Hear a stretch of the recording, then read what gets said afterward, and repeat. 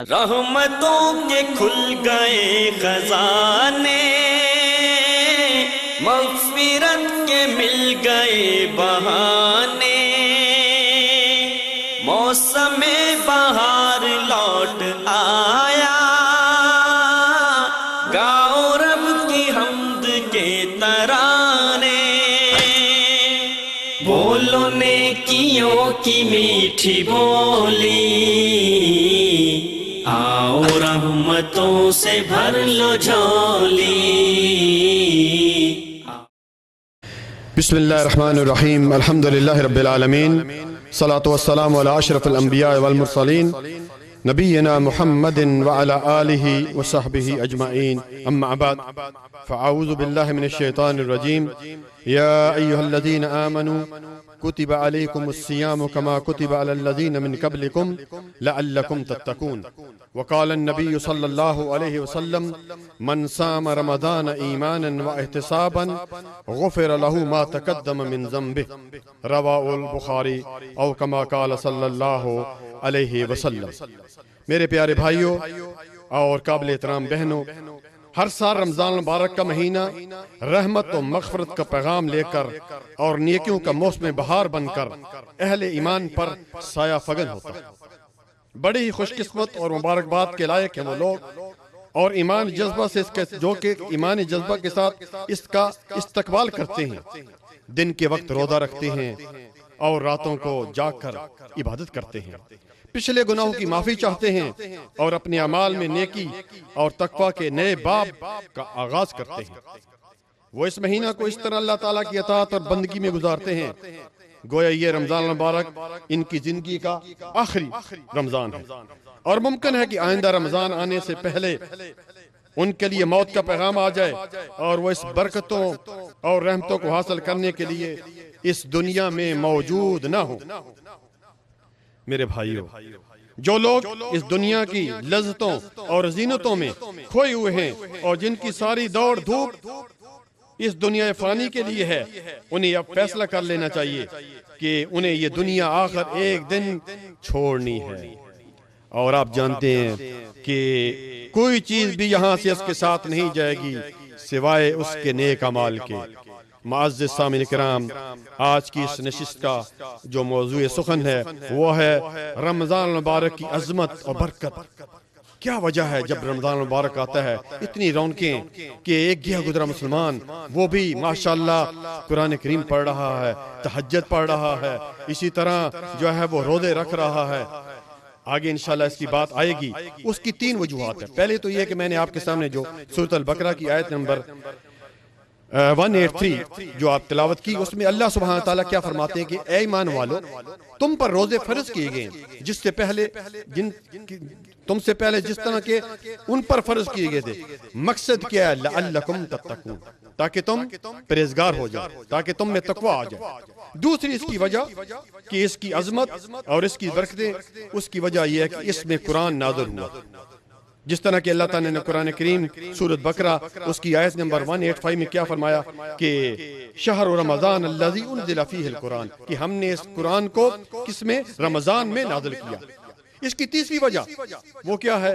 اس میں ایک ایسی رات ہے جس کی عبادت 1000 مہینوں سے بہتر ہے۔ دعا کریں اللہ تعالیٰ وہ رات ہمیں نصیب کر دے، اور وہ رات کون سی ہے؟ لیلۃ القدر خیر من الف شہر۔ میرے بھائیوں، میں نے آپ کے سامنے شروع میں نبی صلی اللہ علیہ وسلم کی ایک حدیث پڑھی تھی جس میں نبی صلی اللہ علیہ وسلم نے کیا فرمایا، اور ابو ہریرہ اس حدیث کے راوی ہیں رضی اللہ تعالیٰ عنہ، کہ من صام رمضان ایمانا واحتسابا غفر له ما تقدم من ذنبه، کہ جس نے ایمان اور ثواب کی نیت سے، ہاں نیت اچھی کر لیں میرے بھائیوں، نیت یہ ہونی چاہیے کہ ثواب بھی اللہ تعالیٰ دیں گے، اور ثواب کی نیت سے، اور من صام رمضان ایمان، اور ایمان بھی ہو، شرک نہ ہو، روزے رکھے، اس کے پچھلے گناہ معاف کر دی جاتے ہیں۔ اس سے ملتی جوتی دوسری حدیث، من قام رمضان ایمانا واحتسابا غفر له ما تقدم من ذنبه، رواہ البخاری، بخاری کی روایت ہے کہ جس نے ایمان اور ثواب کی نیت سے رات کو قیام کیا، رات کو تراویح پڑھی، اس کے بھی پچھلے گناہ معاف کر دی جاتے ہیں۔ اسی سے ایک ملتی جوتی تیسری حدیث وہ یہ ہے کہ من قام لیلۃ القدر ایمانا واحتسابا غفر له ما تقدم من ذنبی، رواه البخاری، کہ جس نے ایمان اور ثواب کی نیت سے لیلۃ القدر میں جو ہے قیام کیا، عبادت کی، اس کے بھی پچھلے گناہ جو ہے وہ معاف کر دی جاتے ہیں۔ اسی طرح بھائیو ابو ہریرہ اس حدیث کے راوی ہیں، رسول اللہ صلی اللہ علیہ وسلم نے فرمایا کہ قال اللہ تعالی کل عمل ابن آدم له الا الصیام فانه لی وانا اجزی بہ، رواہ المسلم، مسلم کی روایت ہے اور حدیث نمبر 571 ہے کہ اللہ تعالیٰ کیا فرماتے ہیں کہ آدم کے بیٹے کا ہر عمل اس کے لیے سوائے روزے کے، روزہ میرے لیے ہے اور اس کا اجر بھی میں دوں گا۔ اللہ اکبر، نماز کا اجر بتا دیا، حج کا اجر بتا دیا، لیکن جب روزے کا باری آئی تو اللہ تعالیٰ نے کہا فرشتوں رک جاؤ، اس کا اجر میں ہی دوں گا۔ اسی طرح میرے بھائیوں روزہ جو ہے، اور اسی طرح قرآن کریم قیامت والے دن سفارش کریں گے، جس طرح کہ آپ صلی اللہ علیہ وسلم نے فرمایا کہ الصیام والقرآن یشفعان للعبد یوم القیامہ، سبحان اللہ۔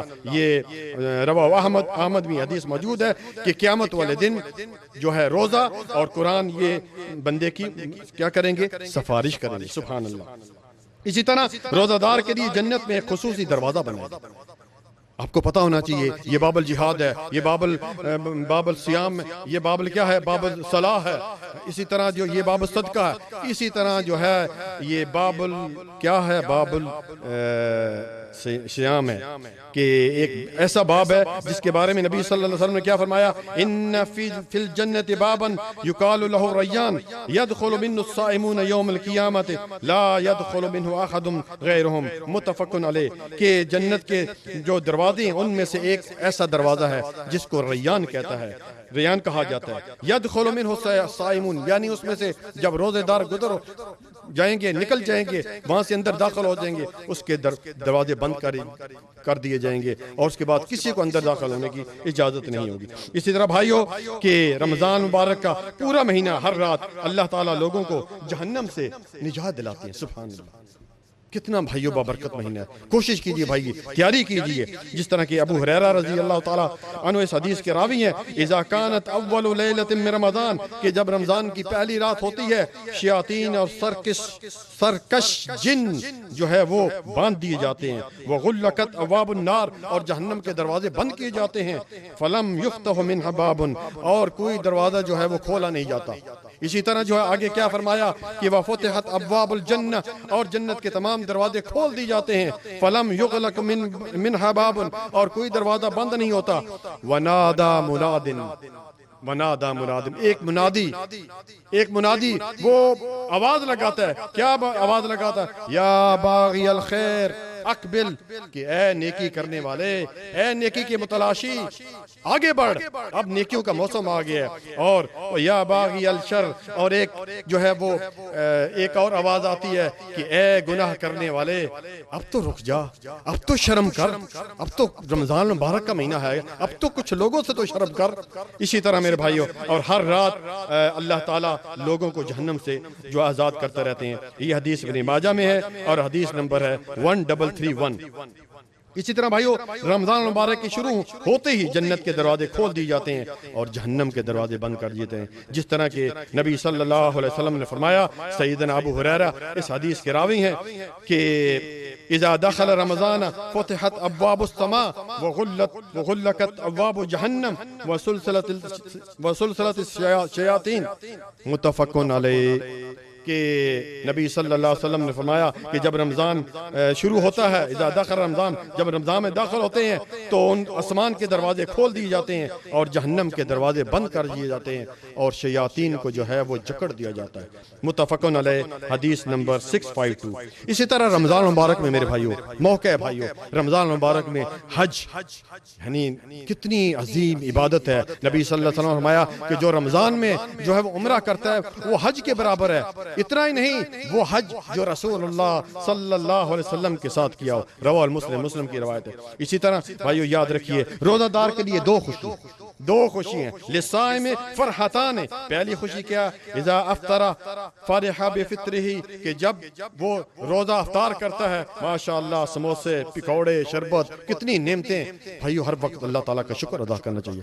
لئن شکرتم لازیدنکم، شکر کرو گے میں اور دوں گا، کتنی اللہ تعالیٰ نے ہمیں نعمتیں دی ہیں، اس وقت ہم کتنی نعمتیں کھاتے ہیں اس پر کتنا اچھا لگتا ہے بھائی، یہ ایک خوشی ہے. اور دوسری خوشی وَإِذَا لَقِيَ رَبَّهُ فَرِحَ بِصَوْمِهِ، اور جب اس کی اللہ تعالیٰ سے ملاقات ہوگی تو پھر اللہ تعالیٰ اس کو اس روزے کا جو اجر دیں گے، یہ دوسری خوشی ہوگی. دو خوشیاں اس کے لیے. رواہ المسلم، مسلم کی روایت ہے، حدیث نمبر 571. اسی طرح میرے بھائی اور قابل احترام بہنوں، رمضان المبارک کا مہینہ گناہوں کی بخشش کا مہینہ ہے. رمضان المبارک کا مہینہ توبہ کا مہینہ ہے.